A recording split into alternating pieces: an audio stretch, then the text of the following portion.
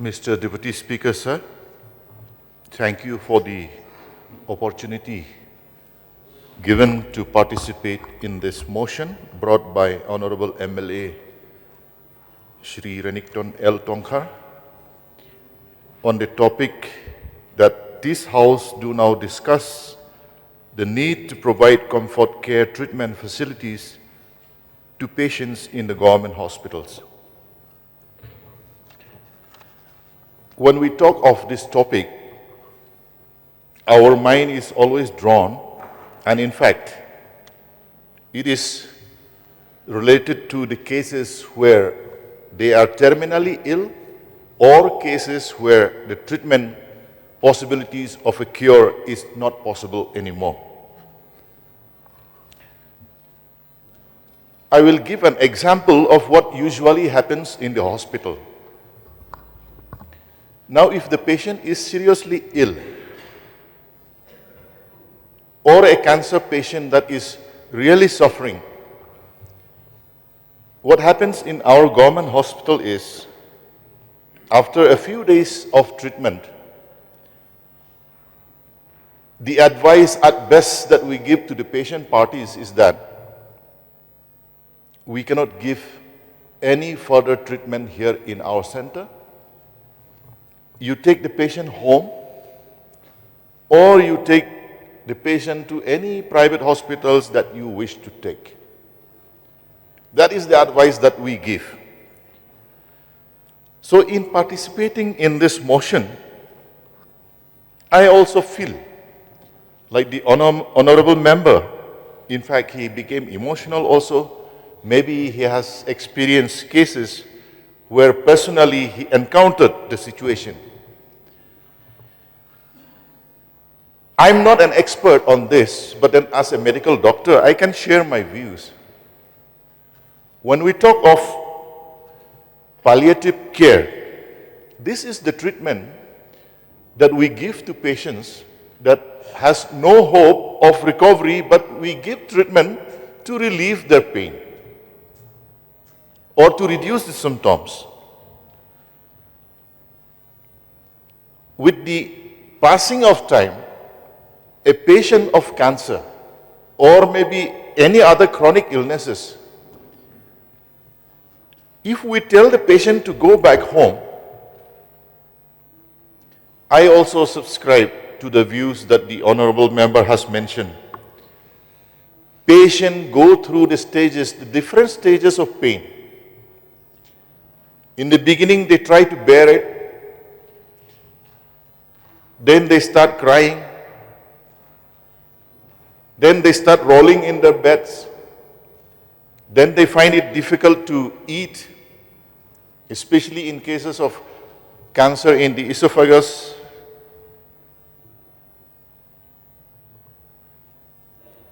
In those cases, especially when the patients are very poor, they cannot even go and call any doctor to come and visit home because of the involved expenditure of bringing the doctor home. So they are left with just seeing the patient, maybe it could be a father or a mother, writhing in pain, crying. The only thing they can do is look till the end time. So in this case, maybe I would like to suggest to the government to form an advocacy group.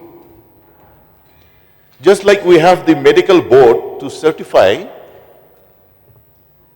that such and such person is having a disability,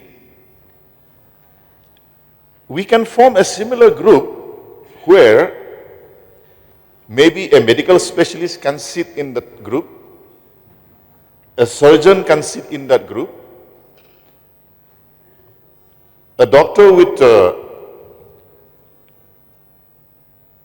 experiences, maybe a retired doctor, where after looking at the results of the investigations, can as a group declare this patient will have no other improvement, even if you go to any place of the treatment. This will save a lot of money to the respective families. I have seen so many cases where doctors do not communicate clearly because they feel, how can I say that this case has become hopeless? Because medical treatment is not like mathematics. 2 plus 2 is 4. Sometimes the treatment that we give to one patient, the patient responds very well. The same disease on another person, same treatment is given, but the response is different.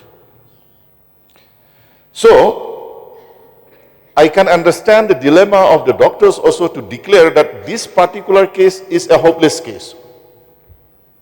But if there is an advocacy group that explains the prognosis or the cause of the disease, maybe if a case of cancer, if it is a 3rd stage, we should be frank with the patient parties. We should be able to tell them that the treatment prognosis is not very bright, or maybe there is no hope. If we tell the truth, what are the consequences? The family members will be prevented from selling their lands, because I've seen many families who has gone completely bankrupt. Because why? The father got cancer, they don't get the correct communication from the doctors, no proper guidance, they sell their land, they sell their vehicles, they sell everything. At the end of all the expenditure, the patient dies. And all the family members who are surviving, their life become miserable without a disease. They go into depression, so on and so forth. So, an advocacy group, maybe usually in the district hospitals we don't have the advanced care, maybe at least in the civil hospital, Shillong, advocacy group in Tura Civil Hospital, advocacy group in Jawai Civil Hospital, where that group can study the results and investigations done on the patients and tell them frankly the prognosis. In that way, the patient parties or the families will not feel guilty even if they don't try to take him outside the state. I've seen in many instances, sons and daughters come together not knowing that this case is hopeless. They spend all their earnings only to be told at the end that nothing can be done. I don't blame the nursing homes. I have seen many cases where a patient will be taken into the ICU.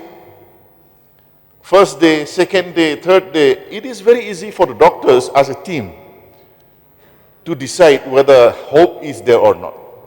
But no one will take that initiative. At the end of 15 days, the hospital bill comes to 15 lakhs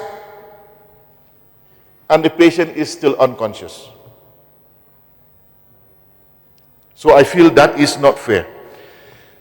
So if we have that advocacy group, when a patient is very ill but conscious, many advices could be given to that patient. For example, a terminally ill, chronically ill cancer patients, if there is a group that advises on the social aspect, that is the time, if he has not made a will, he can be advised to make a will, especially if he is a rich person. We have seen many instances in and around Shillong where family members, when the father dies, they go and fight for the properties. But from the beginning of the illness till the death of that patient, sometimes 2 years' time have lapsed. Sometimes maybe 6 months. But that 6 months was very crucial if someone had advised how to do with the wealth and properties of that person who is sick. Now, in case of comfort care, sometimes patients are sent back home with Ryle's tube or the feeding tube from the nose. Patient parties are advised you can feed them. They have been explained. Liquid food, this is how you do it. But then sometimes proper information is not given to them, that after a certain number of days, that Ryle's tube or the feeding tube has to be changed. Or maybe in between, if the patient vomits, how to handle that situation. So, counseling, telling the patients the exact prognosis, how this case will happen, or what will be the end of this patient, that is very important.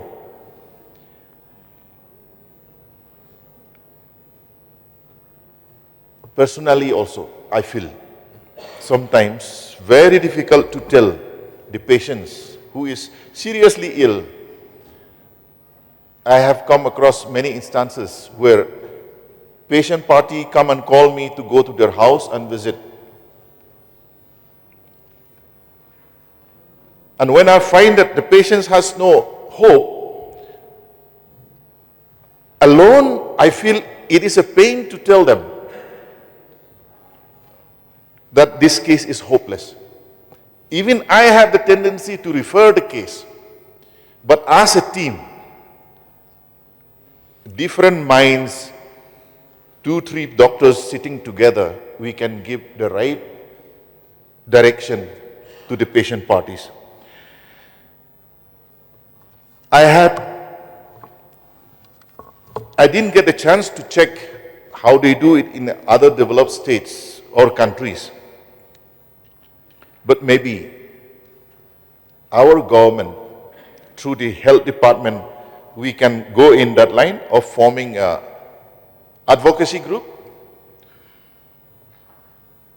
With that first step, maybe, that group can advise the government also what things has to be done. There is an urgent need now where we should have a hospital to treat only the terminally ill. Just like we have the old age homes,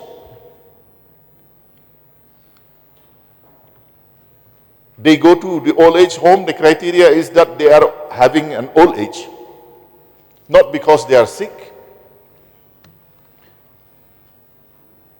So if we have some sort of a home where people can go and that center can give counseling, spiritual counseling as rightly mentioned by the honorable member.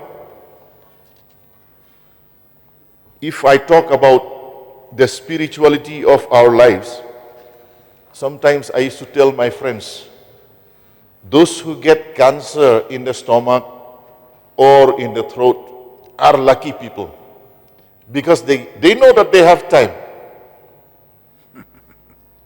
If they are not living a life that is in accordance, that is pleasing to God, that is the time they correct their life. If they have hurt their friends, that is the time they call. Means they can correct their life. But I don't say that those who get cancer are blessed. A disease is a disease.